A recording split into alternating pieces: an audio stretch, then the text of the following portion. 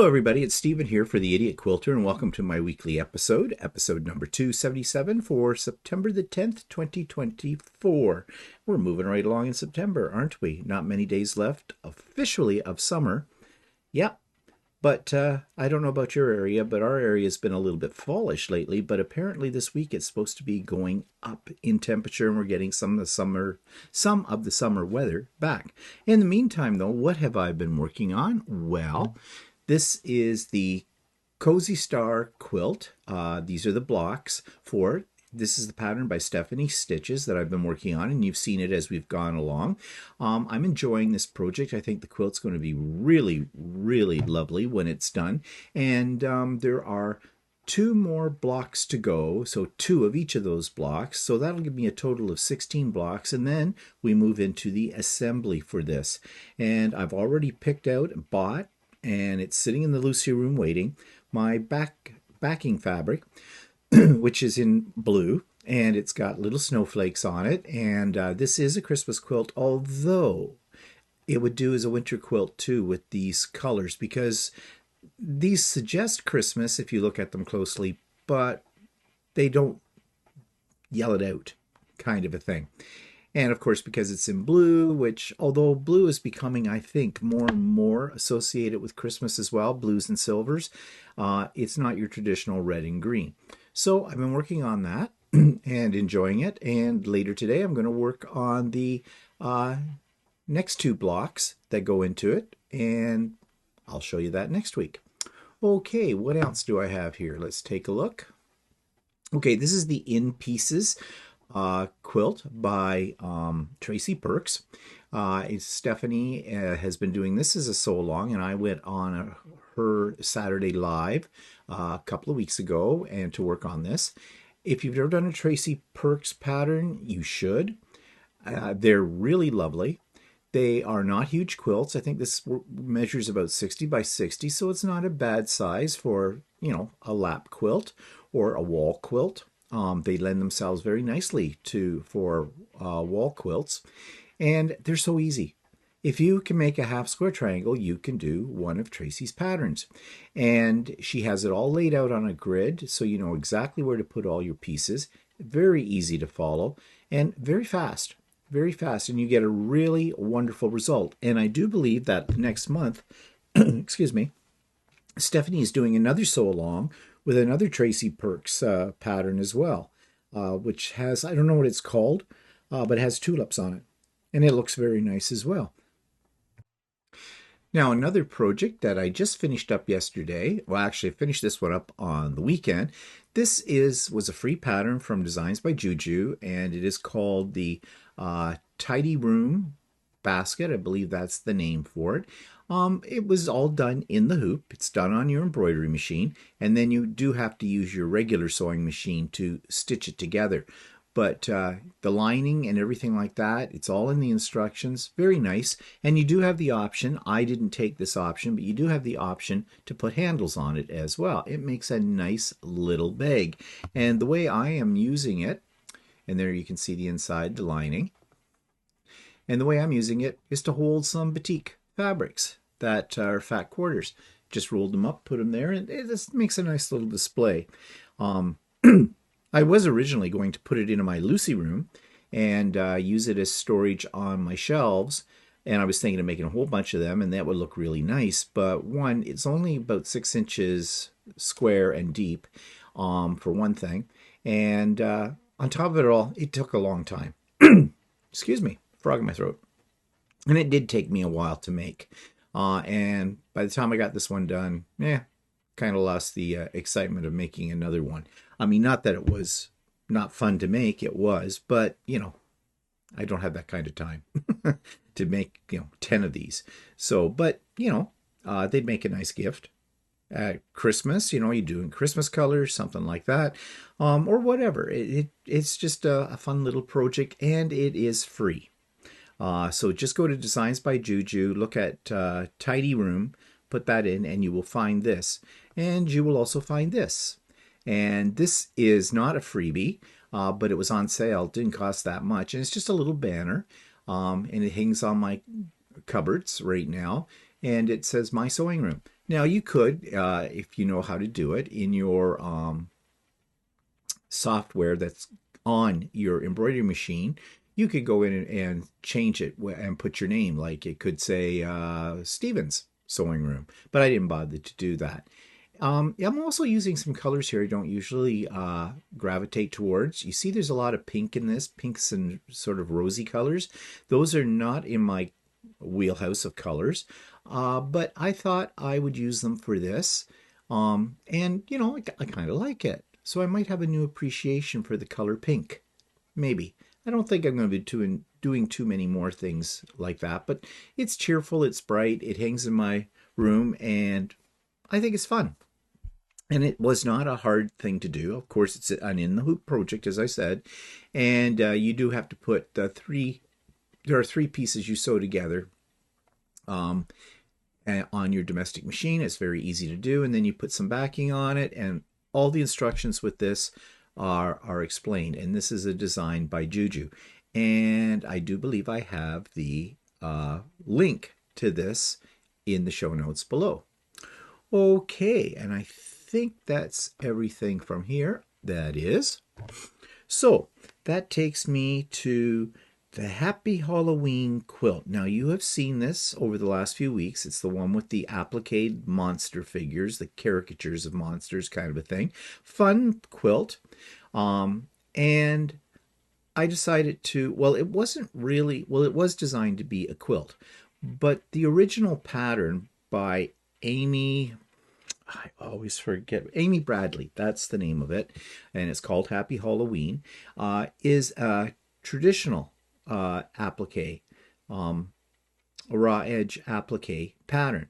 And of course, my friend, who's the moderator of the Atlantic Coast Embroiderers on Facebook, she took it upon herself, and she got the permission from Amy to digitize all of the characters for this quilt, which was one heck of a job. I have never done that much digitizing. I've done a little bit, so I know how much time and effort and how many bottles of aspirin she probably went through to do this. But she did a fantastic job. And yeah, I took them and put them together as a quilt. However, and being the idiot that I am, I didn't think about a few things while I was putting it together as a quilt that I should have thought of. So I have made a little video to show you exactly what I mean, and I'm going to insert it here. So I completed the Happy Halloween applique monster quilt, big name for it, and yeah, it looks okay, but it just looks okay. You can't see the mistakes that are in it, or the things I should have done differently is more or less what it is. It's not so much it's a mistake as it's something I should have done. So I'm going to point those out to you. First of all, it looks okay this way, but one of the things, and the designer who digitized this pattern, she did an excellent job of digitizing. And having said that, and this is not a criticism of her, she's learning how to do this, but what I think would have made this a little bit better, that in these monsters, if it hadn't been a blanket stitch around them, I would have liked to have seen a satin stitch. Why? Because I don't like loose threads coming out from the pattern. Now, I know some people like that because they think it gives it a more rustic look, but for me, I don't think it looks completely finished. Now, for example, if you look at this one, he is satin stitched. And I think that looks a lot better than than blanket stitch. But that's just my opinion. That is just a personal thing. Now, what I did was I added sashing to create this into a wall hanging. And so I did it as an attic window effect. And that I'm happy with. But then I decided to finish it off, well, also to make it more rectangular than square. I added the bottom border and the top border, and I used my embroidery machine to create these pumpkins and bats that you see on here. And you notice those do have a satin stitch.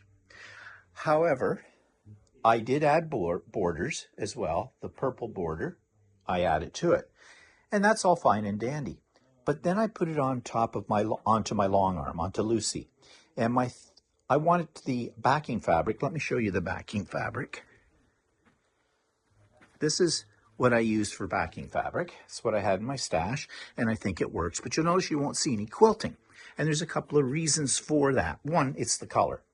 And I picked a thread color that blended right in to the background because I didn't want any quilting to be seen because it would look weird. And this is why it would look weird. If you notice in these pieces for the attic window in each one, I added a little bit of quilting. I just did a simple little design back and forth, and I was able to do it as a customized setting on my quilt path on Lucy, my computerized program. And that worked out for the most part fairly well. And I used a variegated thread that was orange and purple. And because I did stitch in the ditch around each one of these portraits, if you will, because I needed to have stitching to hold the backing to this. Normally, if this was a edge-to-edge design or whatever for quilting, there wouldn't be a problem. But because this isn't, because I couldn't do that, because it's applique, I had to go around each one of those squares. And my stitch in the ditch it's more like stitch about the ditch. And some of it is kind of a way off, but because of the color of the thread that I used, it's really not that noticeable, which is fine.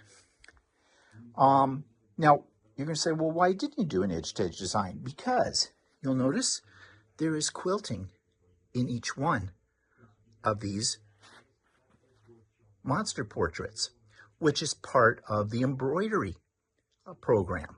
So basically, I would have had stitching over top of both the applique and over top of what was already quilted. So that isn't going to work.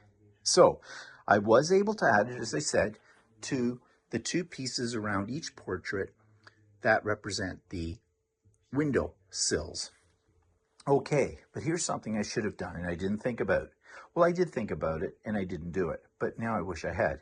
I should have done quilting in the sashing, in all of the white and black sashing, because there is nothing in these at all, which makes this lay a little weird, okay? I should have done it down in here too, between these coping pieces that I put in to make this strip fit the quilt. But you see, I didn't do it.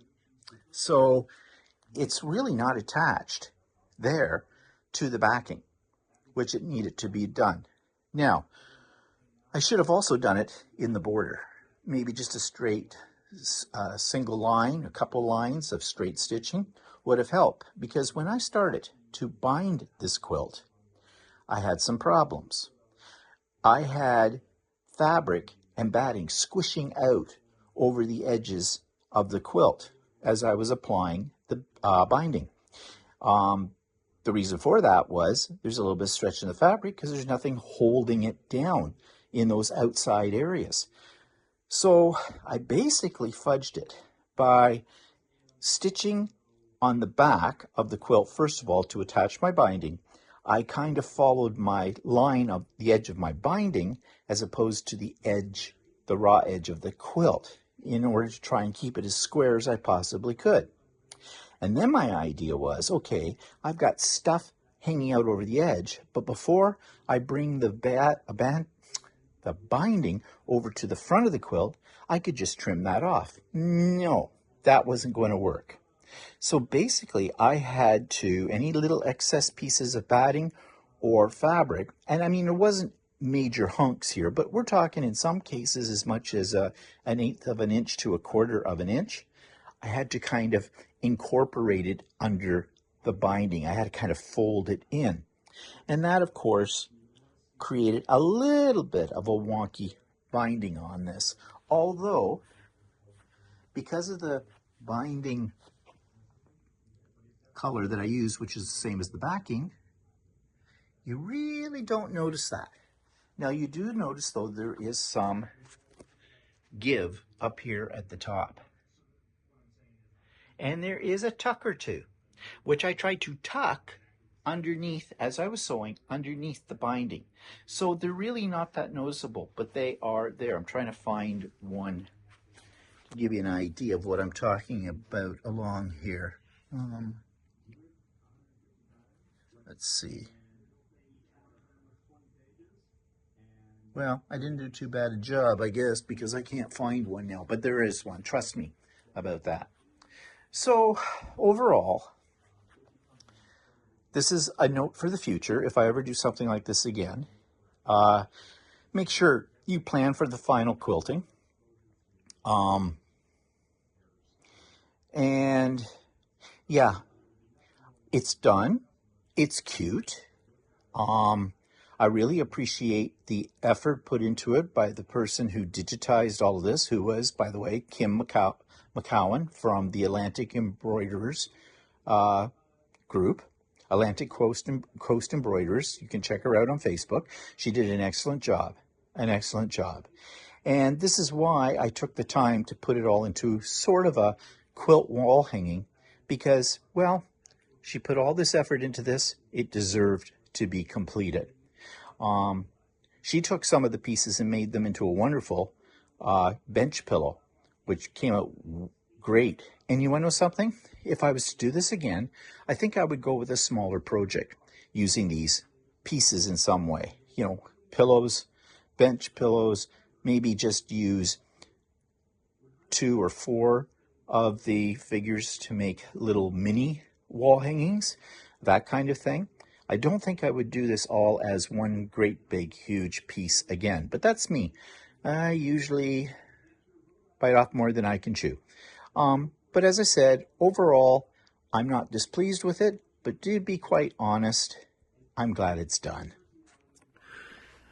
So in spite of the failures or the lack of what I should have done with that quilt, I still think it's a cool piece, and I'm going to prominently display it during the month of October somewhere in my house.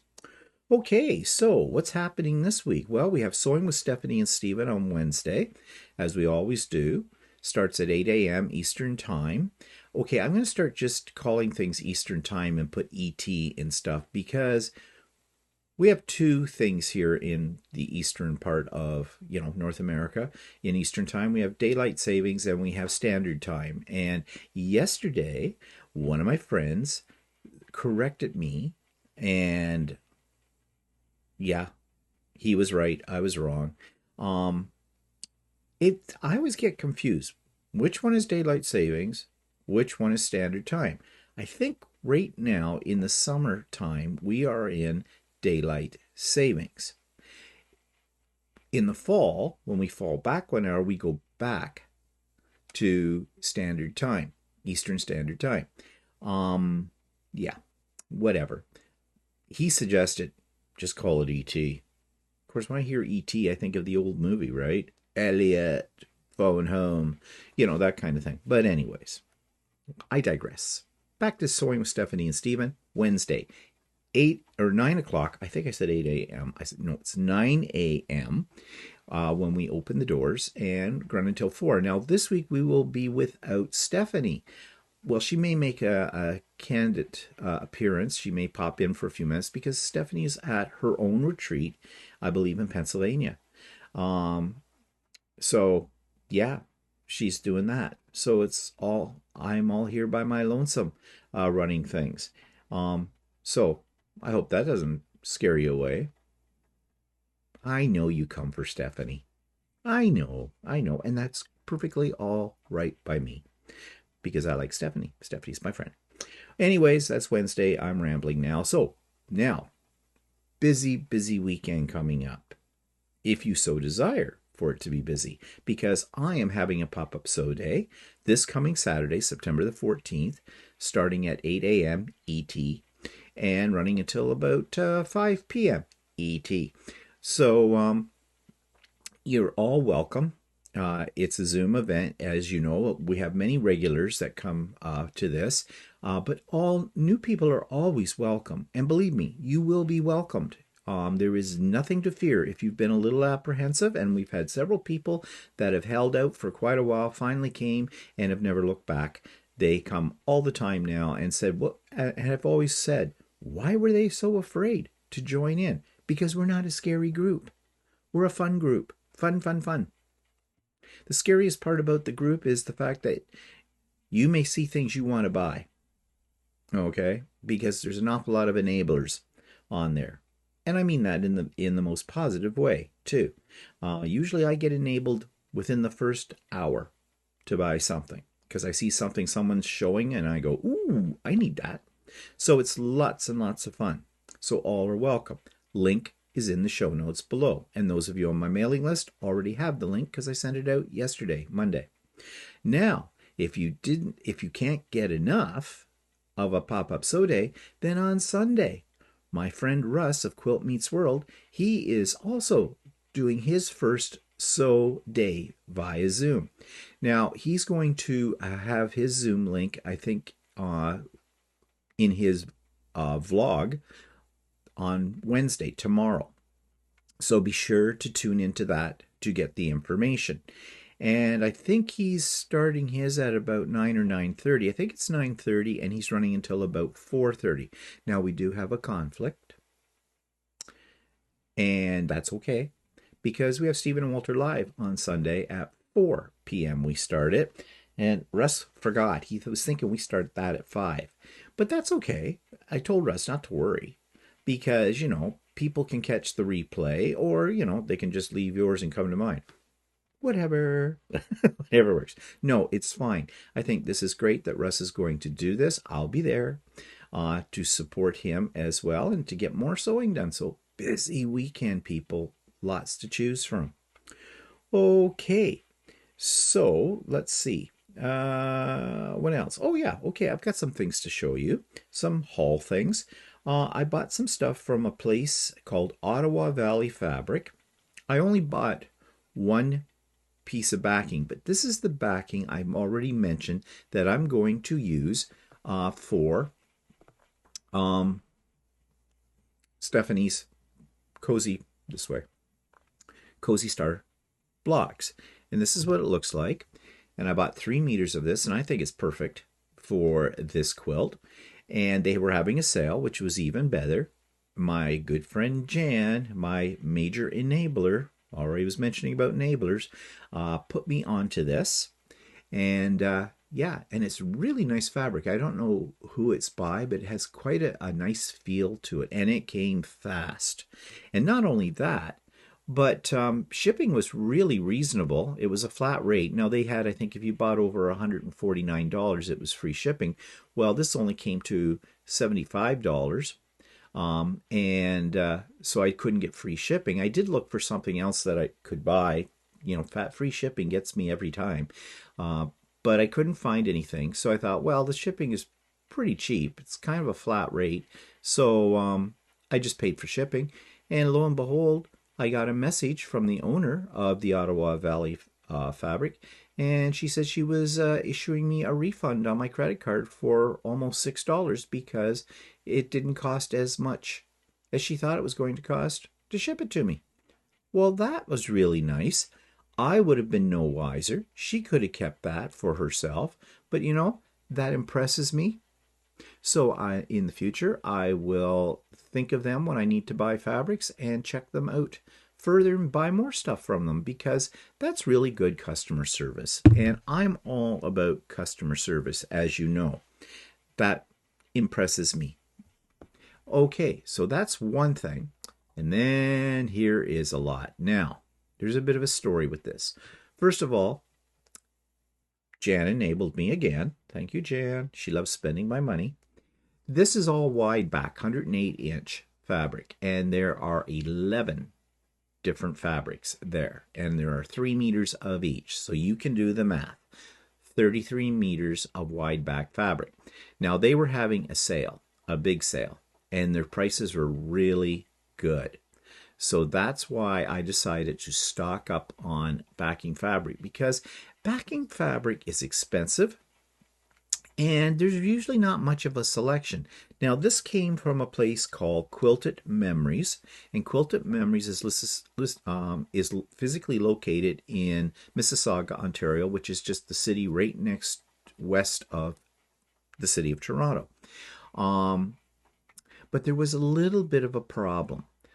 Three of the fabrics that I ordered, one was discontinued, and the other two were out of stock. So we had to substitute, and we went back and forth with emails. It was very confusing, and the short version of the story is we got it sorted out. And, that was good of them to immediately write to me and tell me when they start to process the order that there was this problem. And they even made some suggestions of things I could substitute if I wished. However, all these fabrics were listed as being in stock on their website when I ordered them. And that bugs me. We had to go back and forth with emails and to get it all sorted out. And it's to say the least, that is very annoying. Now, I don't know why, especially the one, okay, I'm going to make up a story on their behalf. Okay, so two of them I ordered were out of stock. Is that because other people ordered those ones as well, and those orders got processed before mine because they came in before mine, maybe, and then they ran out? Okay, I can understand that. It's not like you have infinite amounts of any given fabric. However, the one that was discontinued, they didn't say it was out of stock. They said it was discontinued. But why did you list it on your website? And this is a problem with many, well, not many, but with some of the online quilt shops that you may order from. They don't keep up on their inventory, however they do it on their website. And they need to. They need to. I mean, if you were going into a store, you would see exactly how much of something they had.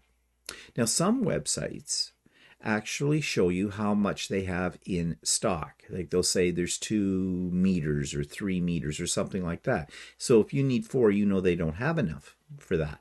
And I like that. However, why would you have a discontinued fabric? Now, mistakes happen. Maybe that's escaped someone's attention. But that's not the customer's problem. Well, it does become a customer problem if they've ordered it and you're telling them it's discontinued. So, I mean, I think they need to scrutinize their websites more carefully. And this is a problem with a lot of quilt shops that went online, especially during COVID.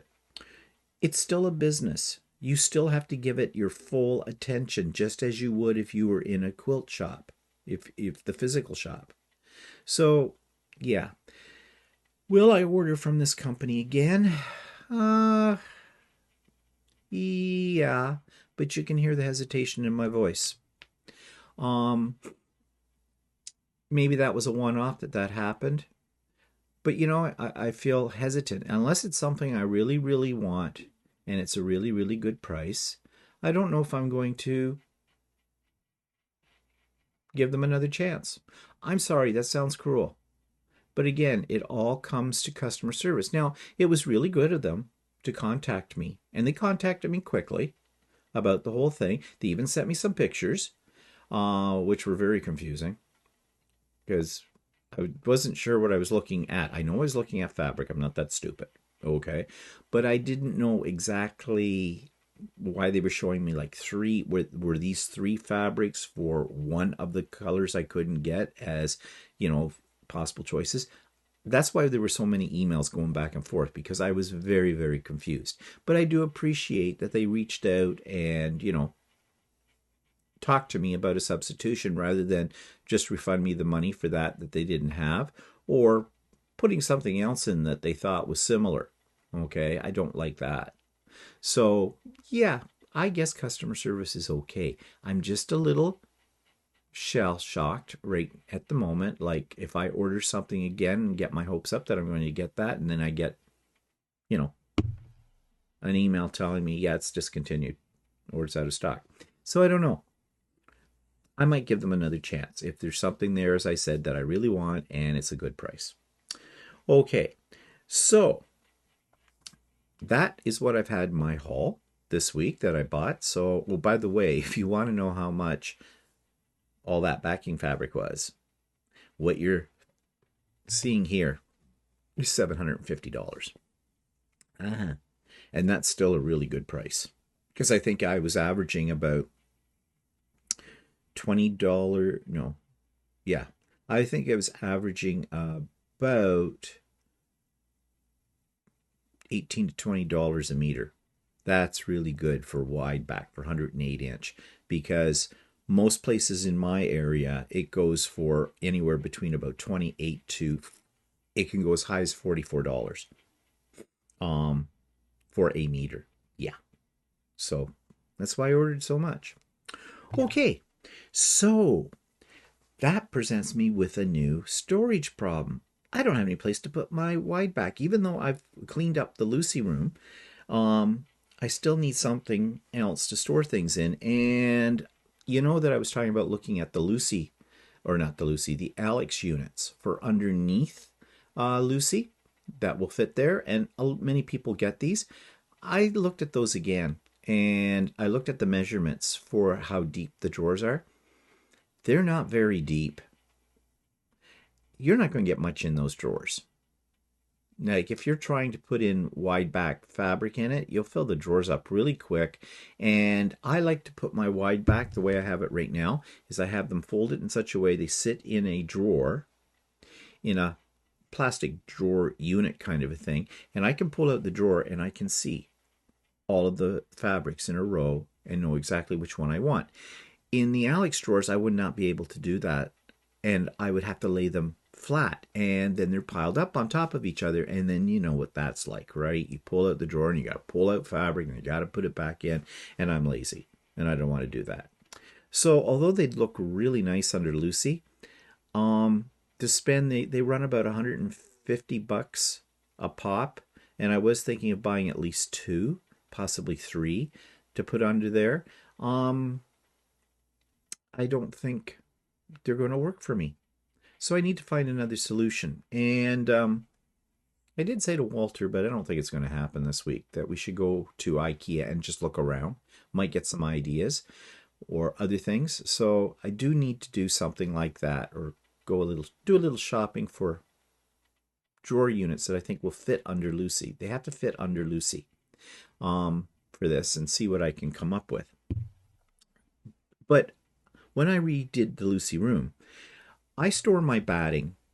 What I used to do with batting scraps is I take the batting scrap and I'll stuff it in a big zippered bag. These bags I bought at the Dollarama, which is a very popular dollar store, but nothing's a dollar here in Canada. And they had these huge vinyl bags with a zipper, really well made. I think they were about $4 a piece. So I bought about 3 or 4 of these, and they're great for storing the batting in because you can zip them all up. And yeah. However, then when I was looking to see if there was a batting scrap big enough for a project I was working on, I'd have to pull them all out of the bag. So I got the smart idea, take some time. I got rid of a lot of scraps of batting that are just too small for anything. And what am I saving them for? And before you tell me this, I'm going to tell you, I do not do Franken batting. I'm sorry, I don't. My time is too precious to be sitting around zigzagging little pieces of batting together. I don't do it. If it's too small a piece, in my estimation, it goes. Gone. Bye-bye. Garbage bag. Bye-bye. I know some of you are just probably throwing things at your computer screen right now and going, you bastard, why would you do something like that? Well, I do. My batting, my rules. But so I pulled everything out of those bags a month or so ago, and I saved the larger pieces. I folded them up. I rolled them, actually. I put a little piece of string around to hold it all together, and I put a little sticky note underneath that string with the dimensions of that piece. So, you know, I'd look at that and I'd know, okay, I've got a piece here that's 60 by 45 inches or something like that. I've got a piece on Lucy that's, 50 by 35. Great, that piece will work. I can use it. And I have found that's been a much more efficient way for, using up batting scraps without them accumulating. However, those bags I now have underneath Lucy, and I'm going to show you this in a minute. And I do something a little bit more to this, and I'm loving this system. So I made a little video to explain what I'm talking about for you, and I'm going to insert it here. Recently, I reorganized and cleaned up my Lucy room, and now I have things in a little better order. But one of the things that's a real pain in the butt to store are cutoffs from batting on your long arm. And some of them are too small. I don't keep the really small ones. I get rid of them. I don't do Franken batting, usually. But if it's a substantial piece, I take them and I roll them up and tie them. And on the outside, I put a little sticky note underneath the tie that tells you how much I have here. So in this case, in this one, I have 60 inches by 48 inches. And then I take them and I pile them into this big bag. These big bags I got at Dollarama, the dollar store. They weren't $1. They were probably about $4 a piece. But they've got a zipper and they hold quite a bit. So I take the roll and I drop it in here. But before I put it into this bag, I label it. I put a tag on the outside. And the tag on the outside shows me what all the remnant pieces are in terms of size that are in here. And when I use one of these up, I just cross it off the list and add more. And you see I've got lots of space on this very large tag. This is a tag. You could just use anything to make your tag. These are some tags I had left over from my paper crafting days. And I just put a little slip ring through them and attach them to the zipper. And then they slide right under my Lucy right here.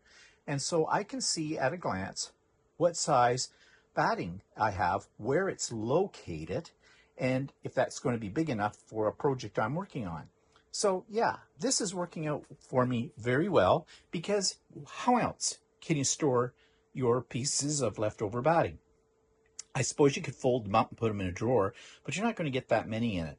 So these bags work really well.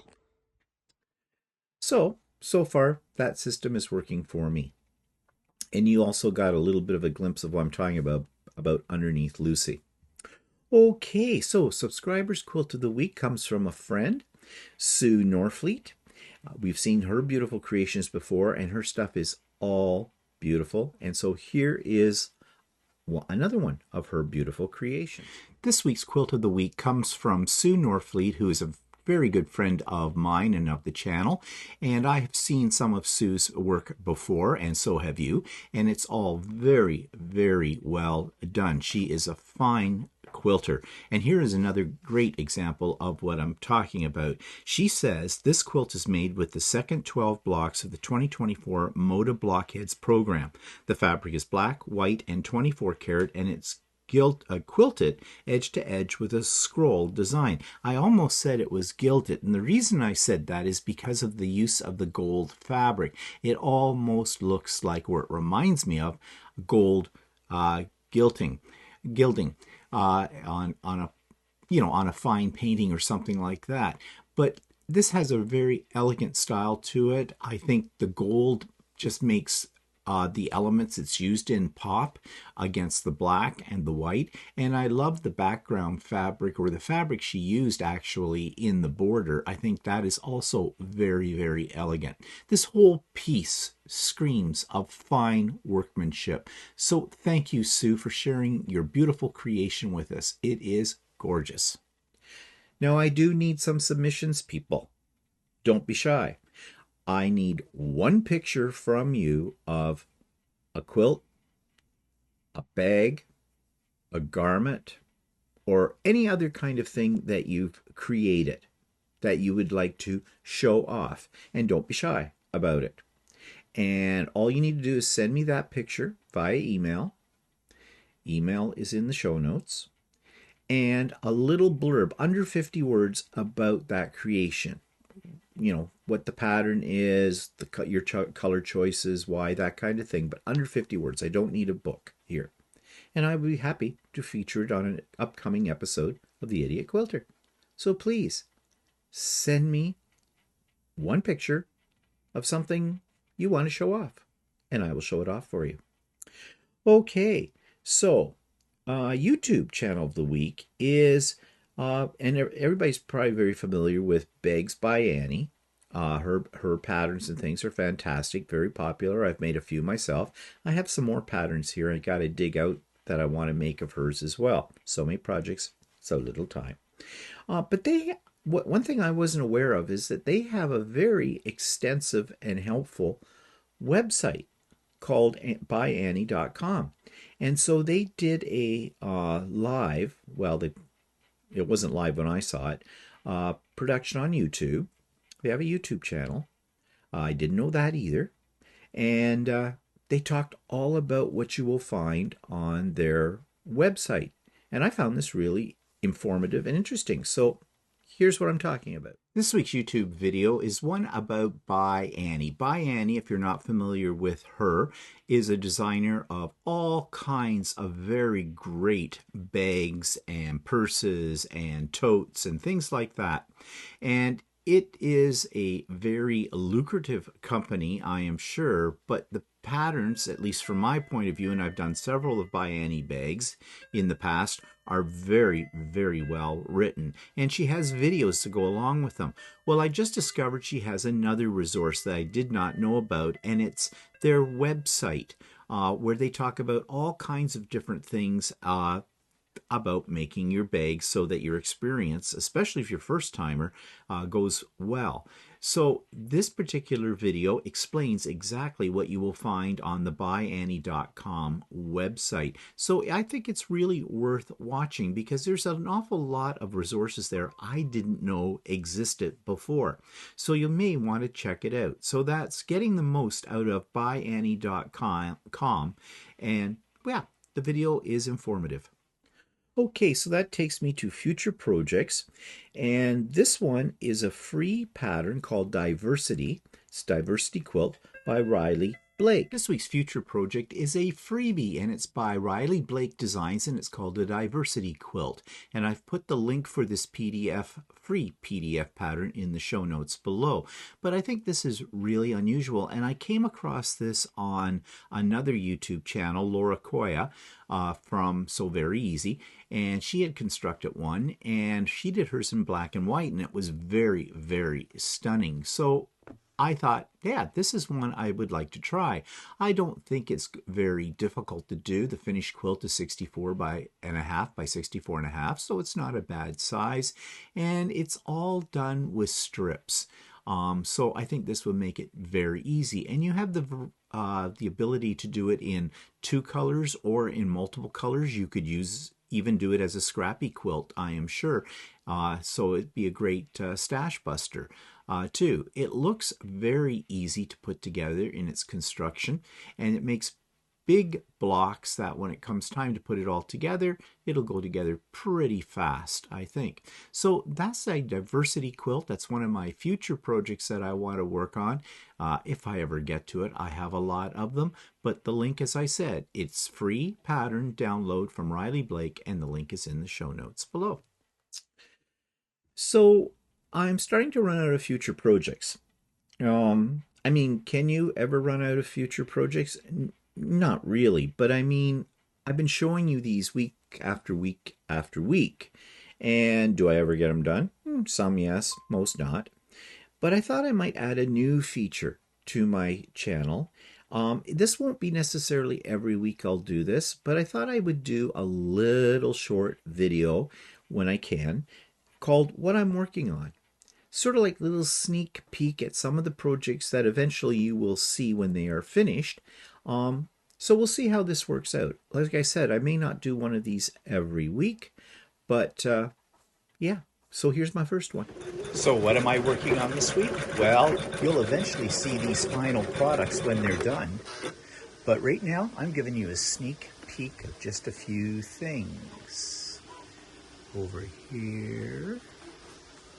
Ooh, here's something a little interesting. That's going to be a future project. And of course, some interesting things on the printers as well. So, yeah, stay tuned for finished products in future videos. So that takes us to the online quilt store for this week, and this one is called Stitch Happens. Yes, I said Stitch. Stitch Happens. This week's online quilt store is one that's called Stitch Happens. Yes, I said Stitch Happens. And it is located in Windsor and in Chatham, Ontario. So they have two locations. This is the first time I have ever heard about them. This came from a subscriber. So let's take a look, shall we? Here's their front page. Very colorful, showing different shots from their shop. And they have classes, they have machines, and they have fabrics. And they've got some featured products up here. Some very pretty things. And they have a mailing list. And here's their information about their brick and mortar stores as well. And as I said, they're in two locations. Okay, well, let's check out their fabric, shall we? And see how their prices go. Okay, let's look over on the left-hand side column. A lot to choose from. 4,102 fabrics. And they're organized by athletic fabric, bamboo fabric, fashion fabric, flannel, and minky. Quilting fabric, lots of quilting fabric. Over half of their fabrics are quilting, but it does look like they have fabric for other uses, as in garment making and upholstery. They even have swim fabric. They have indigenous fabric. Oh, that's appealing to me. Outdoor fabric. Yeah, so they've got it. Just by looking at that, they have quite a variety. And brands, they have all the major brands. And then some. So things right at the moment are looking very positive. So let's check these out. Let's go into quilting fabric. And they have batiks, holiday, wide back, Tula, Moda, Northcott, Alexander Henry, Baby and Kids, Solid, Splendors, Free Spirit, Licensed Sports Team, Studio E, and Precuts. Okay, let's check out Northcott. Okay, so it looks like their price is about $19 a meter. I would assume that's meters. Let's just click on one and see. Nope, they sell it by the yard. Okay, one point against them on that. And actually, I am doing a 10 scale rating. Thought I'd try something new. This was suggested to me by one of my subscribers. So right now, they did have a 10 out of 10 to start with. They now have a 9 out of 10. I'm taking one mark off of that. And for the fact that they have it in yards, not in meters, we are Canadian. You know how I feel about that. But $19 per yard, that isn't a terrible price. That's a middle of the road price. So I'm not going to take any marks off of that because that's, keeping in line with everybody else. So let's go back and take a look at what else they have. Southwestern, Colorworks, some good blenders. They have, Toscana is $14. Okay, that's good, but that's pretty much the going price for that Northcott blender.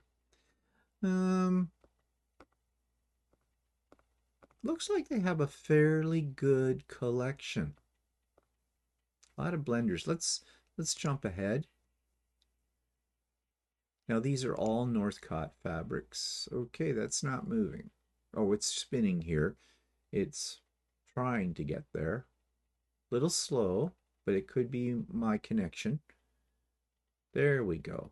Okay, they've got the O Canada line as well. Yeah, they have a really good selection in Northcott anyways. Let's see.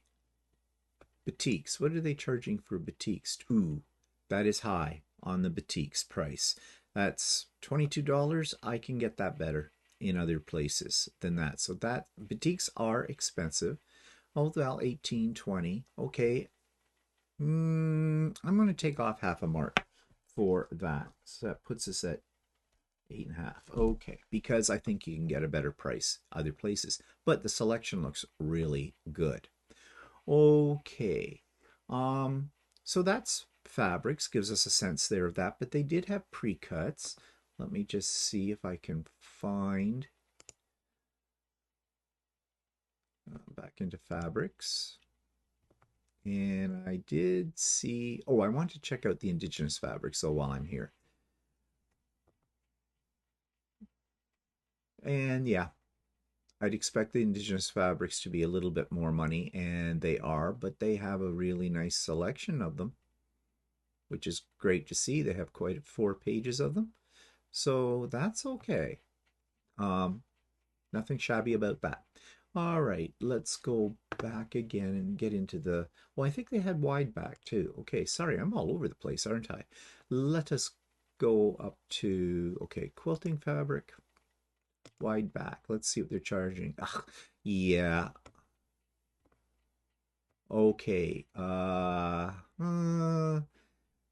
Price on the wide backs at the upper end, and they have 2 pages of it. And selection wise, not that great. Yeah, I'm going to take a point off for that, for the selection and the price, because the price is a bit high. Wide backs are expensive, but they are at the upper end of the scale. Okay, so let's go back and yeah, I'm not interested. They have interfacing and stabilizer. Okay, they have broadcloth, outdoor fabric. All right, so they have remnants. So yeah, various prices on remnants, but what's the size? Hmm, 56. Oh, that's excuse me, that is not quilting cotton. It's terry. Okay, so all right, if you're a garment sewer though, they have stuff to choose from here for you as well. Okay, I'm just going to leave that category for now, and let's go back to I want the pre-cuts. So let's back up because I saw pre-cuts, and I'm sure it was under quilting fabrics.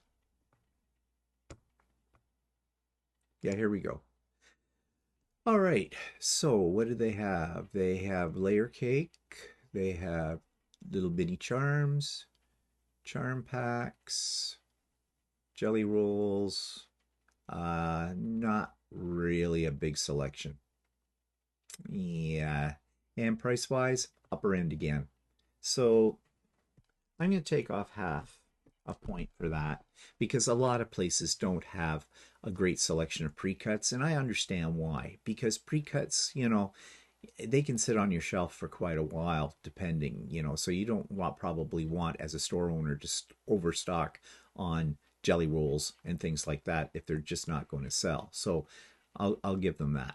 All right, let's look at what they have to offer for classes. They have group classes and private classes. Okay, alterations, that's dressmaking.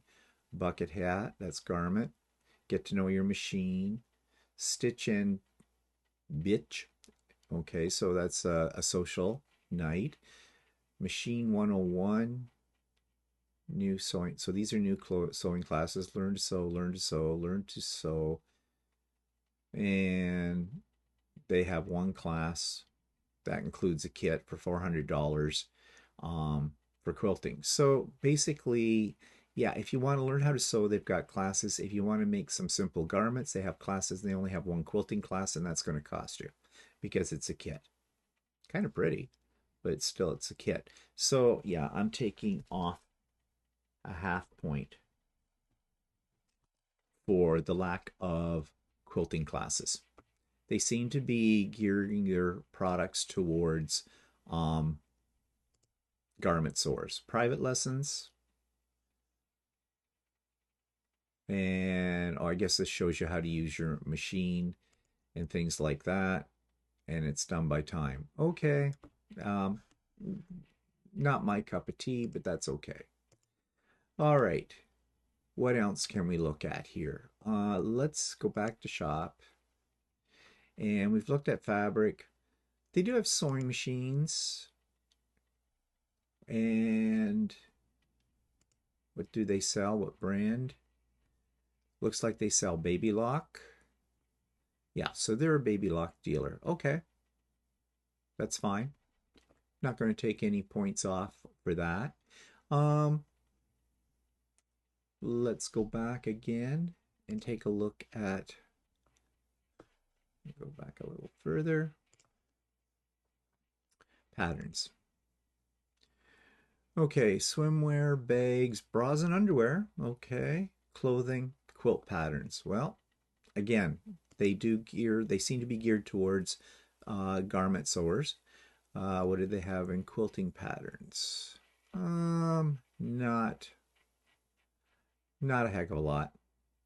And the ones they do have, I've seen many places before. Prices are pretty much standard.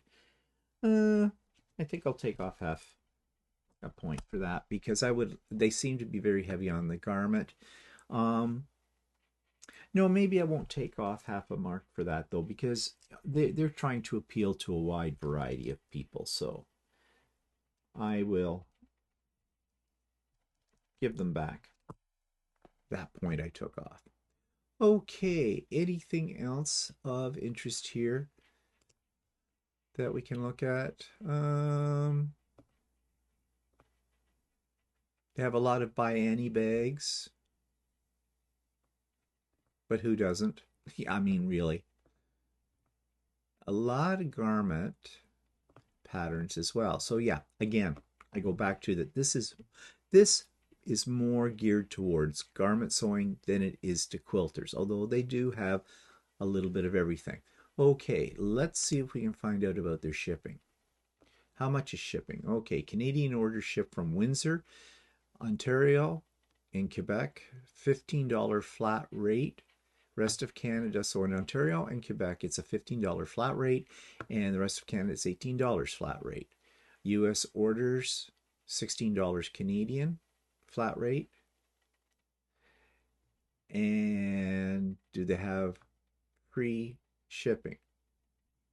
They do not.